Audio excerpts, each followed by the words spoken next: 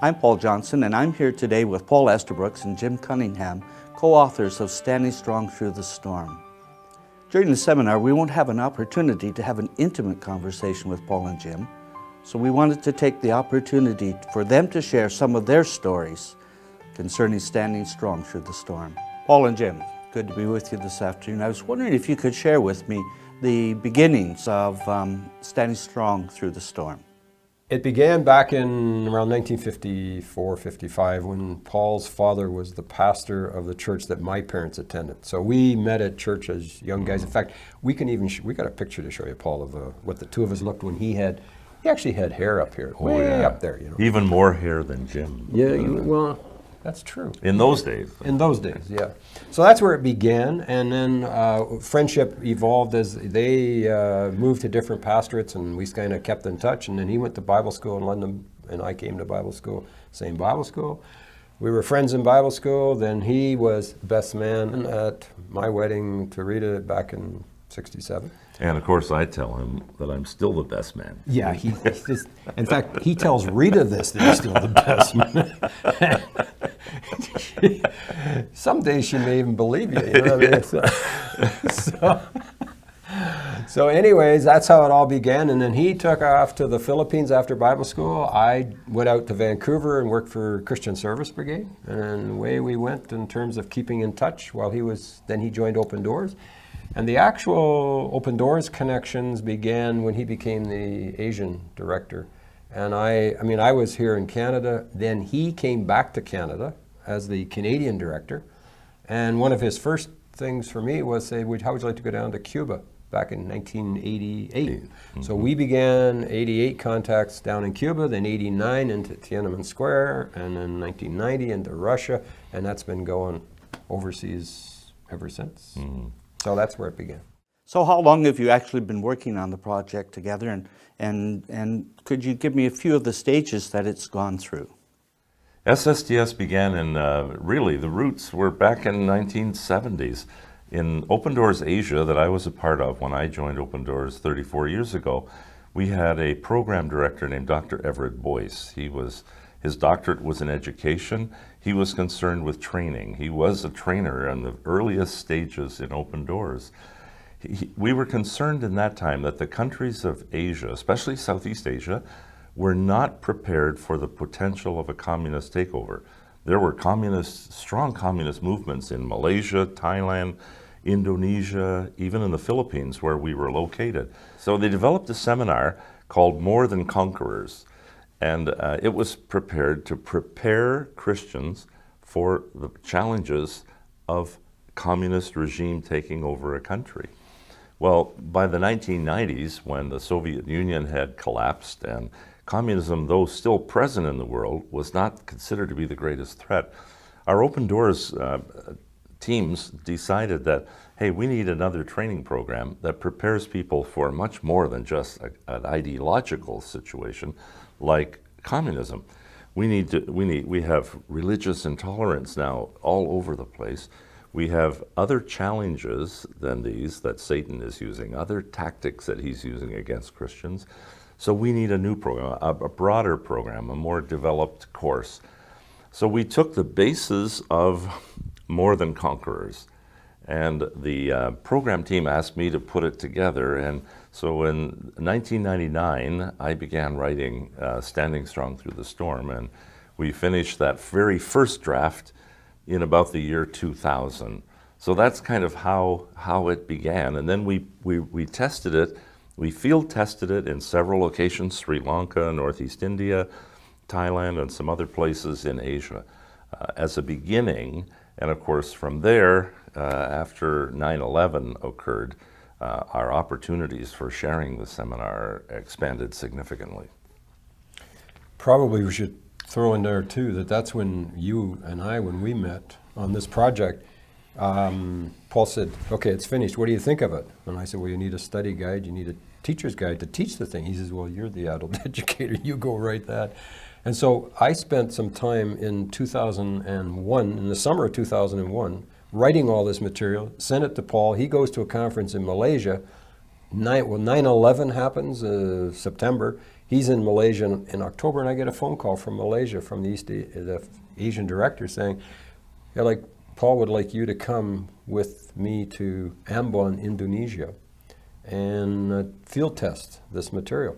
So that's where we did our first field test together, 2001 November in Ambon, with about 50 pastors who had not fled the island, who were still there after all that problem in Ambon. And then that's now kind of gone from 2001, then we've been asked to go overseas in different Central Asia places, Southeast Asia. Now we're teaching in Canada. Going back to the beginning of the SSTS ministry for myself, I remember going out the first time with Paul to do it in a seminar, and I had 2 people in my church approach me, and they asked the same question, and the question they asked me was, by what authority are you going out of here from Canada to go over to Indonesia or any other country and tell them about persecution? You don't know anything about it. I said, well, what do you mean? And they said, you've never been persecuted. You've never been in prison. You've never been attacked. You know, your wife hasn't been killed. How can you go out there and minister? You've never experienced persecution. And that's the phrase they used. You've never experienced persecution. Well, the reality was they forced me to look at the scriptures, and I find Jesus said to his disciples, blessed are you when men hate you and exclude you and insult you and reject you and say all manner of evil against you for my name's sake. He said, he's suggesting to the disciples, you are going to be persecuted in the future. You haven't experienced it yet, but get ready for it because it's going to come. So what I realized was when I went out there the first time, I wasn't going out to teach my experience. If somebody's been martyred, they can't talk about martyrdom. If someone's in prison, they can't go teach. But if I can go and share with them the principles of Scripture, then those principles of Scriptures are what speak to the heart, not my experience. I'm not going out there to give my experience in persecution. Alan Yuan was in jail for 21 years and 8 months. I've never been in jail. But I can share Alan's story with someone who's out there. So what it convicted me of was the authority of Scripture. The Scriptures are the authority to understand persecution. So the more I read the Scriptures now, like Glenn Penner's book on a theology of persecution, goes from Genesis right through to Revelation and says, hey, the whole of Scripture has stories of persecution in it, and you need to be aware of them. So I start reading them, and it makes me aware that I'm struck with the authority of Scripture. I'm struck with the thread of persecution that runs right through the Scriptures, right to the end, by the word of their testimony and their own blood in Revelation. The martyrs at the end goes right from beginning to end, so to speak. So I look at that and I say that for myself personally, and the other is to learn how to forgive.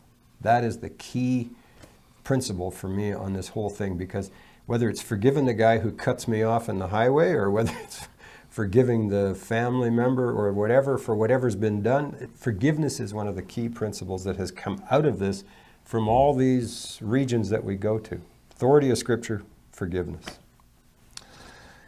SSTS has impacted me in my own life significantly, and I realized it when the U.S. office asked me to begin writing a daily devotional from the SSTS material and the stories from the field and the Scriptures, those 3 ways. And as I began to write, I was convinced I could never do 365 days. But they said, well, just start and we'll use whatever you can do. I began putting together a scripture, a principle, and a story from the field for each day of the year. And in time, little by little, doing it piece by piece, I was actually able to complete a book that's now out called Daily Inspiration from the Lion's Den. And the aspect that has affected me most of all is the whole aspect of dealing with fear, because you realize how much we fear different things, the future, the unknown, and even dying in many people's cases, or in most people's cases. and how much Jesus teaches about not being afraid, and how much the whole Bible teaches about that. And so for my own personal life, I think SSTS has helped me most of all with that attitude. And that's why I'm not afraid at all to go anywhere I'm asked to teach SSTS. It's the most dangerous place in the world. I mean, Brother Andrew, our founder, is a great teacher of this. And he says, there's only really one safe place in the whole world. And it's not Canada, it's the center of God's will. He says, if you're in the center of God's will, that's the only safe place to be. And you don't have to worry about other places that you go or whatever. He also says, by the way, something that I think is rather hilarious. And he says, you know, people are so worried about going places where they're going to die. He says, the majority of people die in their bed. That's the most dangerous place in the world, is in your bed, because that's where the majority of people die. So, but that's one of the areas that I think has encouraged me most in my personal life, is the fact I do not have to be afraid. And when you're not afraid, then you are able to be courageous. I mean, you're able to be outgoing in your witnessing, in every aspect of your life, because you aren't afraid. It's a great truth that SSTS has impacted me with in my own personal life. The stages of SSTS have been significant, because I told you how it began, but during this decade since 2001, as we've shared the seminar, it has developed in many countries, and now, of course, it's in 32 different, the actual publication is in 32 different languages. It's been translated into even more languages than that, but not published as a book. And so that was a life of its own, all of these translations and publications in different languages. But then we received requests for a more academic level. See, SSTS was designed for lay people. The people we first have shared this with and who receive it most gladly are young Christians, either young in their faith. Usually these are believers who have not been believers for a long time and don't really understand the scriptures that well, or they are believers who we would call nominal. In other words, they don't know their Bibles well, as in Ambon, Indonesia, which we'll share about later. So the SSTS is a basic course for lay people. Now, seminaries are saying we need an academic course for pastors and those who are more academically inclined, who want to study this in more depth than just a cursory understanding of the issues. And so Jim and I have prepared a theology of persecution and discipleship course. The acronym is TOPAD, which is an offshoot of SSTS. And we have taught it together in seminaries. In fact, this summer we're going to Malaysia to teach it in Malaysia. And there's an online, and in Sri Lanka, yes, there's an online seminary that wants to use this course online. So it's developed, it's another stage. And just yesterday, we got an email from one of our co-workers who has been teaching SSTS himself all over Southeast Asia. And he says, everyone is asking for a children's version of SSTS. We want a children's version. And of course, that's very much related to a project that Jim had worked on earlier too, when people asked for an oral one. How can we teach SSTS to people who don't read, who are illiterate? And so what we would have called a visual SSTS was another stage. So there are multiple stages, and it continues on. Having got this far, have the purposes and the reasons for standing strong through the storm changed in your view? One of the things that was most interesting as we developed this, and our first teachings of it, of course, were all overseas and on the field, in field situations of Open Doors. People began to read the book. In fact, the book was published, Jim, right in 2004, right? The one in Canada? Yes. Yeah. Yes. Yeah. I mean, the original curriculum was developed in the year 2000. But in 2004, we produced a book on request for Western countries, if you will, because everybody kept asking, what is this SSTS thing that you're teaching? Yep. What is this material? What is it all about? And when we explained, they said, well, hey, Western countries need this message as much as the third world or countries in other continents. So we began to put together the same material, but with a focus on what were the tactics Satan uses against us in, let's say, the Western world, vis-a-vis other parts of the world. Tell them Brother Andrew's quote, but it'll never come here. Yes. Of course, Brother Andrew always said that as he traveled the world, he would come to a country and talk about persecution, and they would say, oh, that will never happen here. In fact, that happened in Ambon. And when Andrew would come back the second time, they would say, oh, we thought it would never happen here, but it already had. Yeah. And Ambon is the same, Jim. Yep. I don't know if you Yep. remember this, but in the late 1990s, Open Doors went to Ambon to say, we've got this seminar. This was just previous to the official curriculum of SSTS, but they went there and said to the pastors in Ambon, before the fighting and problems began, they said, we have this seminar. And the pastor said, we don't need that seminar. That kind of stuff only goes on in Jakarta, the capital of the country. It only happens there. It will never happen here. And only within a year, there was fighting and conflict and people killed. And so that whole issue made us realize that persecution can impact any country, no matter how educated or how sophisticated they may be. And so that was how then SSTS became developed for the Western world.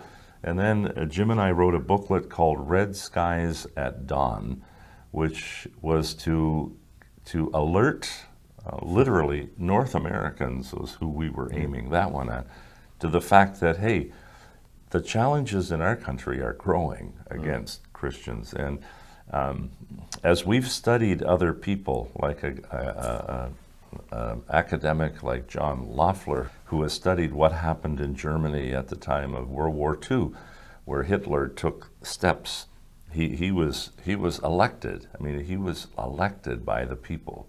And then he began to make moves to the point where then finally he could just say, we're going to eliminate these Jewish people, because he had already made progressive steps to make laws so that when he wanted to, he just eliminated them. 7 years. And that kind of process can happen in any country, even the most democratic country. And so we wrote Red Skies at Dawn in order to prepare people here for that potential. We're not saying it's going to happen or when it's going to happen for sure. The potential is always there. After this long of time, how many places have you been able to share the good news that comes from the lessons out of Standing Strong? So we've done a number of places together, the two of us, where we've taught, and then we've done other courses where we've done it individually. Like I've been individually to Sri Lanka to teach in seminaries there. Paul's taught it in other places, but as far as number of countries, it's in 32 languages, and we've been in pretty well close to the majority of those languages and teaching it. Sometimes they're combined. One time in Kazakhstan, where we had 7 countries, I think, together from 7 different countries were together, but many of them have that in their mother tongue language. So, yeah, but I gotta say, probably the highlight one for both of us was the beginning one in Ambon, Indonesia. And that was probably the one, because that was when the war was going on, there was people being killed, and we got this invitation just 2 months after 9/11 to go there on November 2001. And both our wives sort of kind of went, whoa, like, you're going where? You're getting on an airplane to go to Indonesia? And people are dying there. And we got there in November, just before Ramadan. We had about 50 pastors for a few days before Monday through. And the night we arrived, a motorcycle blew up in front of the hotel. He was trying to get his bomb into the church, but it blew up on the motorcycle and killed him, the 2 riders. And so here we are arriving in a war zone, basically, and each day we woke up in the hotel, we could hear gunshots. There was we went to 2 funerals of people who had, in that culture, they bury the next day sort of thing. So we went, saw the bodies the day they died. It was just an amazingly impressionable thing. But the key in that whole thing was, after all these thousands of people had died and thousands of people had fled the island, and houses were 14,000 houses burned to the ground, churches burned to the ground, mosques burned to the ground, Christians fighting Muslims. It was just unbelievable. And when we were there, we taught the course. The key thing we taught on that one was on forgiveness. And we talked about the SSTS material that we had on forgiveness. And how that Jesus said, Father, forgive them, for they don't know what they're doing. And one of the pastors, in front of all the 50 pastors, made the confession publicly. He said, when they murdered my wife, I did not forgive them because they knew what they were doing. And when they burned my house, I didn't forgive them because they knew what they were doing. And when they burned my church, I didn't forgive them. He said, I thought if they knew what they were doing, I didn't have to forgive them. Because Jesus said, Father, forgive them because they don't know what they're doing. And we kind of went, whoa, that's an interesting twist of theology. But he said publicly, you need to know that as of today, I am forgiving. After 2 years, this all happened 2 years previous, he said, I'm forgiving the Muslims. Well, out of that 50 people, they had a day of prayer. They got the 2 white boys off the island because it was the beginning of Ramadan. They said, we don't know what's going to happen. So they got us home on the Friday morning of Ramadan. And they started a day of prayer, went back to their churches. They had 3 days of prayer and fasting in their churches. And at the end of the 3rd day, they said the people came out of their houses, filled the streets, and started singing hymns and everything and praising God. Went to the churches and they said, okay, we now have a group of 5 of the 50 pastors. They formed the committee of the 5. I don't know what they called the committee, but they went to the Muslim leaders and offered a peace apology for the fighting and the killing that the Christians had done against the Muslims. Mm-hmm. And on that 3rd day, 4th day, the Muslims accepted the peace apology, and there's been peace on the island virtually for the last 11, 12, well, since 2001. And you were back later, right? And I went back, I was back with Rita and the Indonesian director about 2010, about 10 years later, and went to the hotel where we taught the seminar. The owner of the hotel was a Christian, and he, on the 5th floor, had a room, about fair-sized room, like one we're in here now, and he said, that's your prayer room. 24 hours a day, 7 days a week. Come to the front desk, ask for the key, and anybody can go up there and pray. And they've been praying nonstop, 24 hours a day, 7 days a week since 2001. They pray for the peace of Jerusalem. They pray for the peace of Indonesia. They pray for the peace of Ambon. They pray for missions and peace countries in Korea. It's amazing. Absolutely amazing. So essentially, to answer your question, Paul, we've been in every. Are you saying that I didn't answer his question? We've been in every continent that Open Doors works, and many individuals. Yeah, you also went to Colombia by yourself. Yeah, I went to Colombia. Yeah, that's true. Yeah. So it's been a real joy to be in different cultures, different language situations, and different parts of the world to share this message. I trust that this time of sharing and stories have been a tremendous blessing to you.